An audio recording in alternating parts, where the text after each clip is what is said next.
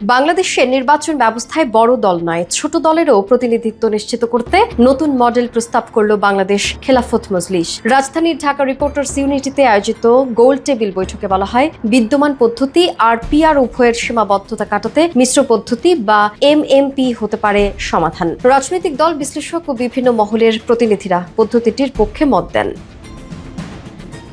খেলাফত মজলিসের আমির মাওলানা মামুনুল হক বলেন, গণতান্ত্রিক ব্যবস্থাপনায় পৃথিবীর নানা দেশে ভিন্ন ভিন্ন মডেল আছে।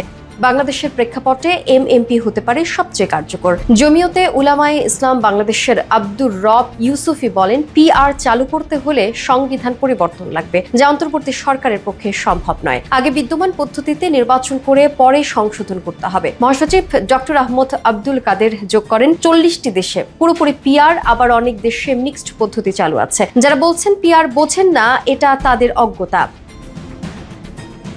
গণ অধিকার পরিষদের নুরুল হক নূর বলেন, পুরনো ব্যবস্থায় থাকা দুঃখজনক। পিআর বা মিক্সড পদ্ধতি নতুন সমাধান হতে পারে, তবে সবার ঐক্যমত্য জরুরি।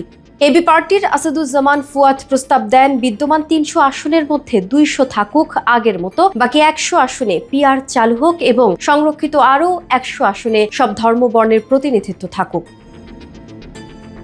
ইসলামী আন্দোলনের গাজী আতাউর রহমান ও রাজনৈতিক বিশ্লেষক ডক্টর ফয়জুল হক মনে করেন, বর্তমান ব্যবস্থায় আলেমরা বঞ্চিত নন, পিআর হলে ছোট দলও প্রতিনিধিত্ব পাবে। বিপ্লবী ওয়ার্কার্স পার্টির সাইফুল হক বলেন, বিদ্যমান পদ্ধতিতে ভোট ব্যবসায় পরিণত হয়েছে, তাই পরিবর্তন অনিবার্য।